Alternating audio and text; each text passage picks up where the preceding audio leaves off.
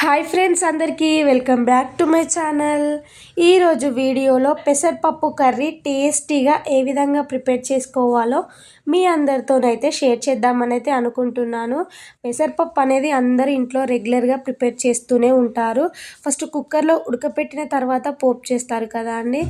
ఇట్లనైతే కాకుండా కొంచెం different ప్రాసెస్లోనే prepare చేశాను. ఈ పప్పు వచ్చేసి అయితే మా అమ్మ స్టైల్లో ప్రిపేర్ చేశాను అన్నమాట. మాకు చిన్నప్పటి నుంచి అయితే మా అమ్మనైతే ఈ విధంగానే కుక్ చేసి పెట్టేది. టేస్ట్ అయితే చాలా బాగుండేది. అందుకే ఒకసారి మా అమ్మ చెప్పినట్టు ట్రై చేద్దామని అయితే ప్రిపేర్ చేశాను. చాలా బాగుంటుంది, మీరు కూడా ట్రై చేయండి. ఫస్ట్ ఆఫ్ ఆల్ ప్రాసెస్లోకి అయితే వెళ్ళిపోదాం. పావు కేజీ పప్పు వరకు అయితే తీసుకున్నాను. 2 టైమ్స్ నీట్గా వాష్ చేసి అయితే పక్కన పెట్టేసుకున్నాను. 1 మీడియం సైజ్ ఆనియన్ చిన్న చిన్న పీసెస్ లాగా కట్ చేసి తీసుకున్నాను. అలాగే 5-6 పచ్చిమిర్చి, కొంచెం అంత పుదీనా, 5-6 ఎల్లిపాయలు అనేవి పొట్టు తీసి 2 పీసెస్ కింద కట్ చేసి తీసుకున్నాను. అలాగే కొన్ని పచ్చిమిర్చి. ముందుగా స్టవ్ పైన గిన్నెను పెట్టుకొని 3 టేబుల్ స్పూన్స్ వరకు ఆయిల్ అనేది యాడ్ చేసి, ఆయిల్ మంచిగా వేడైన తర్వాతకి 1/2 టేబుల్ స్పూన్ జీలకర్ర, 1/2 టేబుల్ స్పూన్ ఆవాలు వేసుకొని వీటిని కాసేపు వేయింపుకోవాలి. నెక్స్ట్ మనం ముందుగా కట్ చేసి పెట్టుకున్న ఆనియన్స్, పచ్చిమిర్చి, ఎల్లిపాయలు, కాస్త పుదీనా వేసుకుంటున్నానని ఫ్లేవర్ కోసం.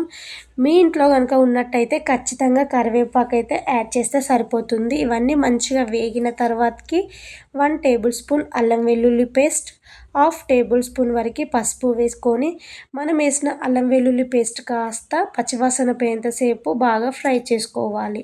ఇప్పుడు ముందుగా వాష్ చేసి పెట్టుకున్న పప్పు ఉంటుంది కదా, సో పప్పునైతే ఇందులోకైతే యాడ్ చేసుకుంటున్నానండి. ఫ్లేమ్ అనేది ఇప్పుడు సిమ్లోనే పెట్టి పప్పును ఒక 2 to 3 మినిట్స్ అయినా కొంచెం ఆయిల్లో ఫ్రై చేసుకోవాలండి. ఫ్రై చేస్తే టేస్ట్ అనేది చాలా బాగుంటుంది. మరి చాలాసేపు ఫ్రై చేయొద్దండి, ఎందుకంటే పప్పు అనేది కొంచెం బాగా ఫ్రై అయ్యి ఉడకనీకి ఛాన్స్ ఉండదు. కాబట్టి జస్ట్ ఒక 2 మినిట్స్ సిమ్లోనే ఫ్రై చేశారంటే పప్పు అనేది కాస్త వేగినట్టు అవుతుంది. సో ఇప్పుడు ఇందులోకైతే వాటర్ అనేది అయితే అడ్జస్ట్ చేసుకుంటున్నాను. పప్పు అనేది ఎంత వాటర్ వేస్తే ఉడుకుద్దో మీకు ఐడియా ఉంటుంది కదా, సో దాన్ని బట్టి అయితే అడ్జస్ట్ చేయండి. సో దీనిపైనుంచి మూత పెట్టుకొని అయితే పప్పును అనేది మంచిగా ఉడికించుకున్నారంటే సరిపోతుంది. ఇప్పుడు ఒక మిక్సీ జార్ అయితే తీసుకున్నాను. అందులోకి మనం తినే టేస్ట్కి తగ్గట్టు కారాన్ని అయితే యాడ్ చేసుకోవాలి. నేను ఇక్కడైతే పచ్చిమిరపకాయలు అయితే యాడ్ చేసుకుంటున్నానండి. ఇందులోనే 1/2 టేబుల్ స్పూన్ వరకు జీలకర్ర యాడ్ చేసి అయితే ఒకసారి మిక్సీకి వేసుకోవాలి. వాటర్ ఏం వేయాల్సిన అవసరం లేదండి, కొంచెం ఈ విధంగా గ్రైండ్ చేసి తీసుకుంటేనైతే సరిపోతుంది. సో ఈ పప్పు కర్రీలోనైతే నేను ఎండుకారం అనేది అయితే అసలే వేయడం లేదండి. అందుకే నేను ఇక్కడ టేస్ట్కి తగ్గట్టు పచ్చిమిరపకాయలు అనేవి తీసుకొని అయితే మిక్సీ పట్టి తీసుకున్నాను.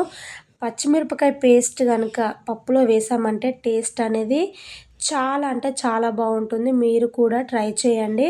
సో పప్పు అనేది మంచిగా ఉడికిన తర్వాతకి మనం మిక్సీ పట్టి పెట్టుకున్న పచ్చిమిర్చి పేస్ట్ ఉంటుంది కదా, సో పప్పులోనైతే యాడ్ చేసుకొని ఒకసారి మంచిగా గరిటెతోనైతే మిక్స్ చేసుకోవాలి.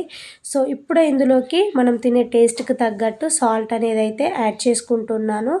సో సాల్ట్ ఇప్పుడు వేసామంటే పప్పుకి మంచిగా పడుతుంది. ప్లస్ మనం వేసిన పచ్చిమిరపకాయ పేస్ట్ కూడా కొంచెం పచ్చివాసన పోతుందని చెప్పేసి లాస్ట్లో యాజ్ యూజువల్గా కొంచెం అంత కొత్తిమీర ఆకును వేసుకొని అయితే ఇంకొక 3 మినిట్స్ పాటు అయినా కానీ సిమ్లో ఉడికించాలంటే ఆ పచ్చిమిరపకాయ పేస్ట్ ఫ్లేవర్స్ అన్నీ రిలీజ్ అయ్యి టేస్ట్ చాలా అంటే చాలా బాగుంటుంది.